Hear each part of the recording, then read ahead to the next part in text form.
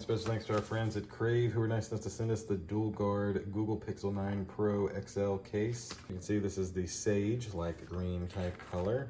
And it out, nothing else in there. And so this is a look at this sage case. Now it's dual layered because there's kind of two parts. See how there's that skin? So you don't got to pull them apart to put them together or anything. Just buttons first, slide it down this side, and then you're able to just kind of push it right over the edges. Bam.